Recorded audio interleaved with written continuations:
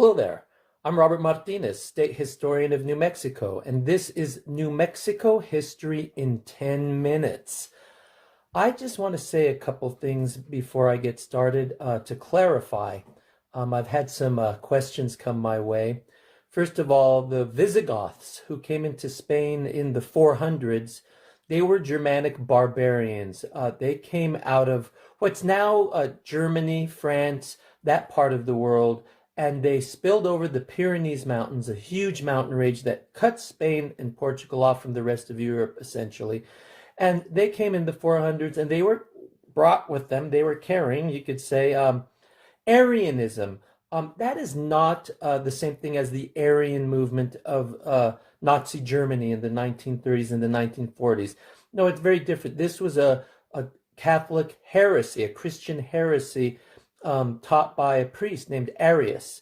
And what he said was that Jesus Christ, the Son of God, the second person of the Trinity, Father, Son, Holy Spirit, is God, but not completely God, not totally God. He's kind of God, and there's a time when he wasn't.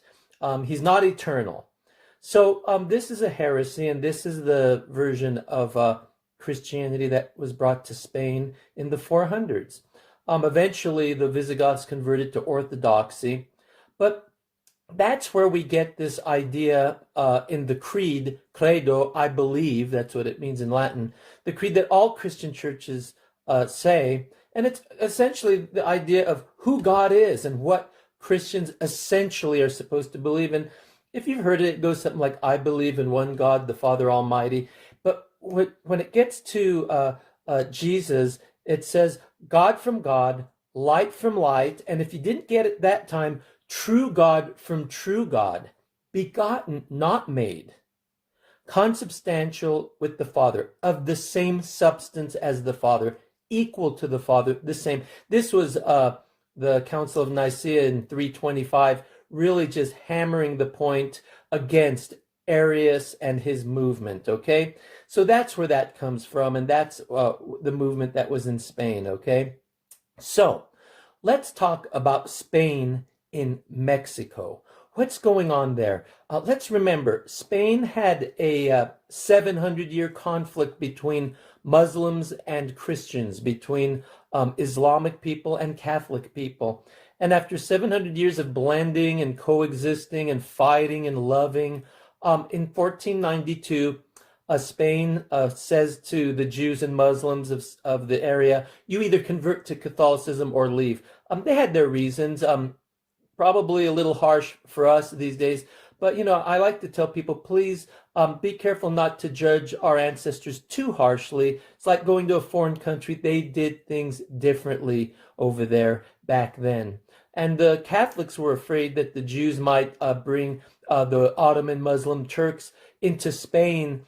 And whether that was a correct assumption or not, we don't know. But bottom line is Spaniards wanted to consolidate under one flag, and that flag was Spain, and that flag was also Catholicism.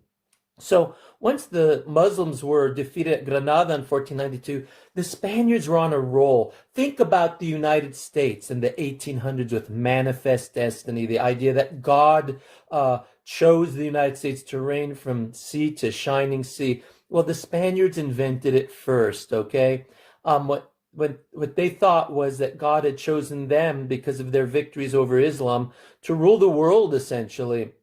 So by the time they get to Mexico, a generation after Columbus, they're on a roll, and they steamroll through the Aztec Empire and the Aztec city of Tenochtitlan. Can you say that? Tenochtitlan. Okay. Well, keep in mind, the first 15 years from about 1519 to 1535, this is the era of the Conquistador. This is when Cortes and his soldiers, they are getting land. They are being assigned Indians to pay them tribute. They are extracting mineral wealth, gold, silver, and they're becoming very wealthy. And with that wealth, there's a lot of power, okay? So keep that in mind. There's also the presence of the Roman Catholic Church. The religious orders were very much Catholic, and they were ruled by the Pope in Rome, but they were very competitive, and they could be quite different. You had Augustinians, you had Franciscans, Dominicans, and the order that got to Mexico first were the Franciscans. So they kind of held sway there. They had first pickings of who to convert, who to work with, and where to work, and where to establish themselves. And eventually Augustinians came, and Dominicans, and then later Jesuits, the Society of Jesus. But they're established in 1540 by Ignatius of Loyola, Inigo de Loyola. And think about how we Americans are about football. Who's your team? Oh, the Dallas Cowboys, or really, who's your Denver Broncos? Oh, my team's better than yours. Think about that. Just go back to the 1500s, and that's how it was. Oh, go Franciscans. No, I'm for the Dominicans. I hope those Dominicans really kick the Franciscans' butts when they get to South America. Well, that's kind of what it was like, and the Franciscans were there first. And that era of the Conquistador that ends in 1535, it results in Hernan Cortes being taken back to Spain in chains under arrest. This was a method that the Catholic monarchy used a lot. Let's remember, the Catholic monarch was sovereign, in other words, absolute. And if you went against the king, the queen, or showed any sort of assertive power, they would rein you in and take care of that real quick. They did it with Columbus. Columbus wasn't just praised for conquering the Americas or mistreating Native Americans. He made a few expeditions to the Caribbean and explored the coasts of Central America and that part of the world. But he was arrested and taken back to Spain and punished. And that happens to Cortes, and we'll see it happens later in New Mexico. But nevertheless, during this period, you have Franciscan priests coming and attempting to convert the Native American people, who are really not that interested in trying on a new religion, or getting rid of theirs, even more importantly. They would take on other people's religious views and mix them with their own if it made sense to them. But we need to look at the cult of Guadalupe. Guadalupe is a devotion to the Virgin Mary in Extremadura, Spain. No doubt a lot of those first conquistadores were devoted to Our Lady of Guadalupe in Spain, Nuestra Señora de Guadalupe. But the story goes that Our Lady appeared in Mexico, at Tepeyac, right outside Tenochtitlan, the city of Mexico, in 1531. The bishop at the time was Fray Juan de Zumárraga, first bishop of Mexico, a Basque, who was also an inquisitor. He had inquisitorial authority in Mexico. There was no Inquisition there yet. But what happens is an Indian, Juan Diego, claims that Our Lady appears to him, and when he finally brings proof, which is his tilma, that's his sarape or robe that he wears, and it's filled with Castilian roses in wintertime, which would have been a miracle anyway. When he throws the roses down, there's an image of Our Lady of Guadalupe, who appears as a Native American girl.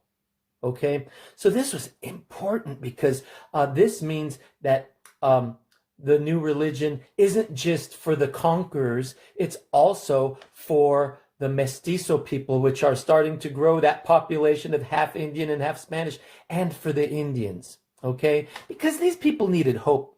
Go back to that initial conquest and think about this. The Spaniards have about 400 men with them. Not a lot. The Aztecs could have wiped them out, but the Spaniards also had allies, Tlaxcalan and Cholulan, Indian allies. They also had certain advantages. They had horses.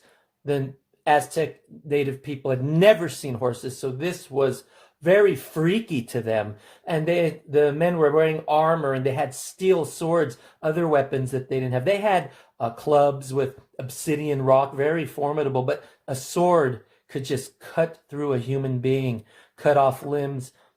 Very dangerous weapon. They had the Spaniards had gunpowder. They had cannon. This was devastating. But probably even more significant was the fact that the Spaniards were carrying germs. They were carrying disease. The Spaniards didn't know it. It wasn't germ warfare like we know today. They weren't deliberately bringing disease. They had it. They had things like influenza, measles, smallpox, and people in Europe had died of those diseases, but they had developed immunities over the centuries. Well, the Native Americans did not have these immunities. So imagine the psychological devastation when you look around and your people, your family members are dying of these diseases, but the conquerors are not. Probably makes you question your rulers, your religion, everything. So these were the advantages that the Spaniards had. So by the 1530s, the Franciscan priests were having a tough time converting the Native Americans. But the story of Our Lady of Guadalupe, it comes down to us that 10,000 natives converted because of Our Lady, not necessarily because of the Franciscans. And that story comes down, and it leads us to the year 1535, which is the end of the era of the Conquistador, and this is the start of official Spanish government. The king will send a viceroy, a virrey, a vice king to rule, a ruling body called an audiencia, like a parliament. The church, the Catholic Church, will be there in force, and then we'll see the start of La Inquisición, the Inquisition. Hasta luego.